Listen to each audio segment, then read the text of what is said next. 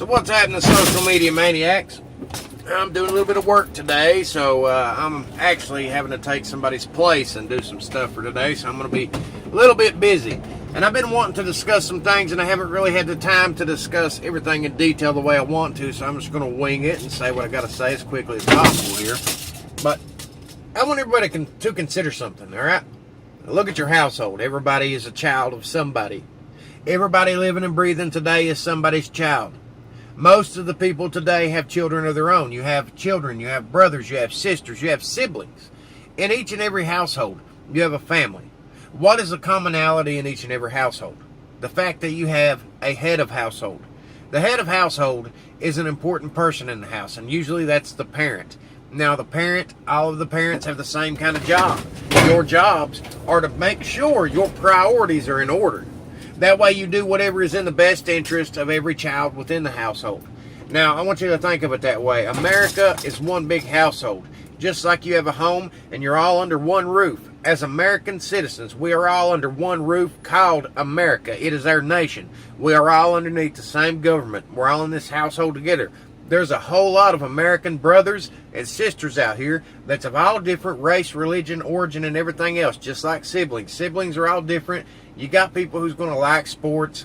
You got people who's not going to like sports. You're going to have your artists who like to draw. You're going to have your singers. You're going to have your dancers. You're going to have a variety of stuff. You're going to have people that wants to go into the medical field and be doctors. You're going to have people that wants to be cops, firemen. Everybody's got a different interest. Your children have their own personalities, just like citizens here in America. We all have our own personalities. We all have our own interests, our own paths we're going to go down. Some people's going to have the fear of heights. Some people's going to jump out of an airplane with a parachute.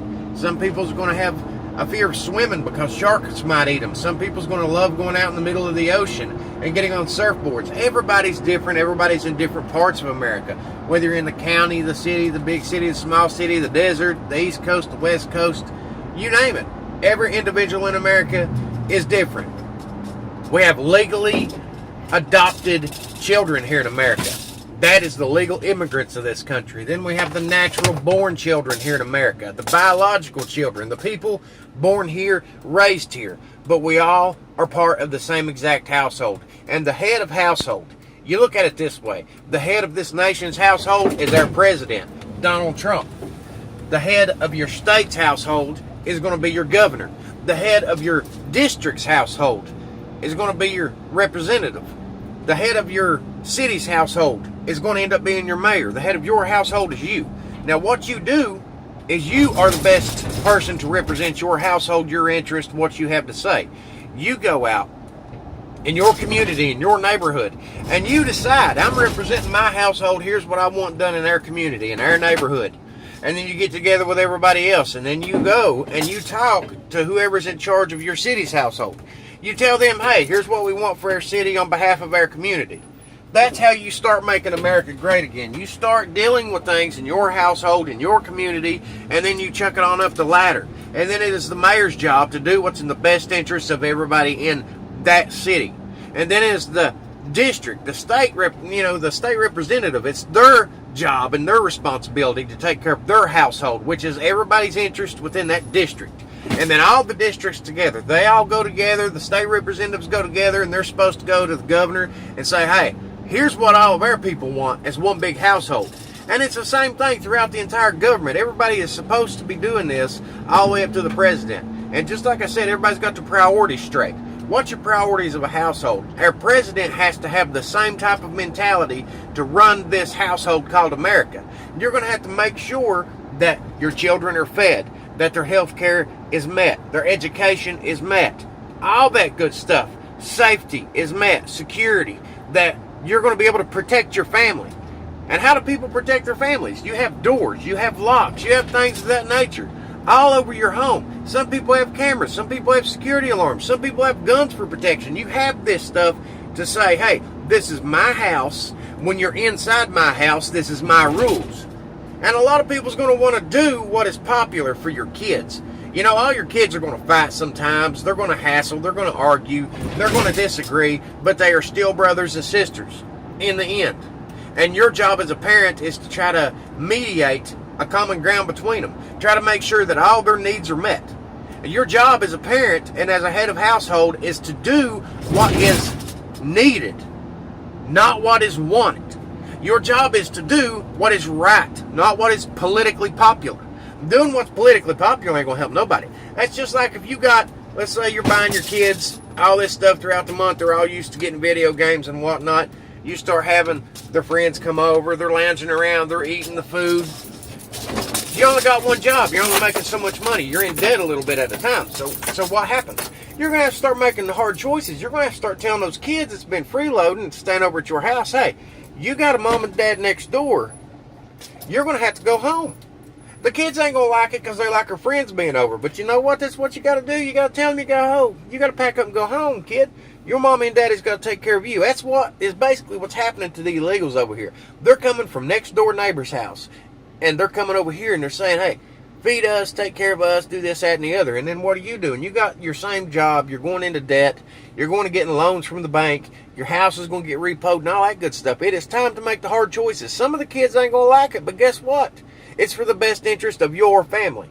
So what you have to do is tell them people, hey, you got to go home to your mom and dad. You got to go home, let them take care of you. My job's to take care of my kids.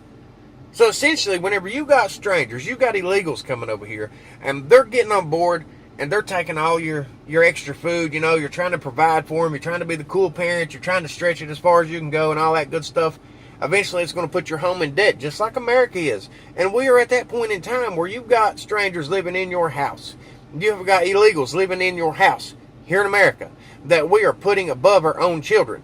Would you put your own children out in the street knowing that they're starving, knowing that they're living in the streets, and then you're taking care of somebody else's kid whenever they got a perfectly good house next door? Would you do that? If you wouldn't do that, then you shouldn't be supporting illegals over here, because it's the same concept, man.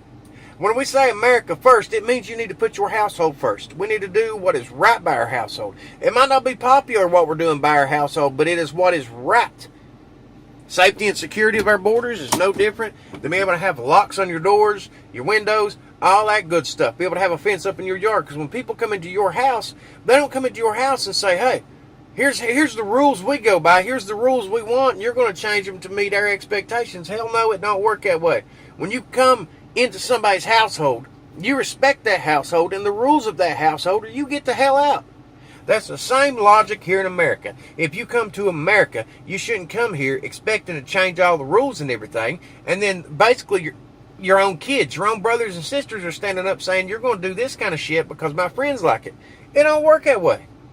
The parent's job is to do what's in the best interest of everybody, not the spoiled brats who want to throw temper tantrums to have their way because their friends are cool and they like them. You do what's required because it affects everybody in your household. You got to make sure to tell them kids them video games you've been buying all month long, you know what? You're not going to like it. You're going to have a temper tantrum, whatever. You can throw your temper tantrums, but I ain't buying no more video games because I got to save up the money to pay the rent this month. We had a blowout on our car. Mom and Dad's got to get to work. I got to buy a set of tires. So your games are going to have to wait.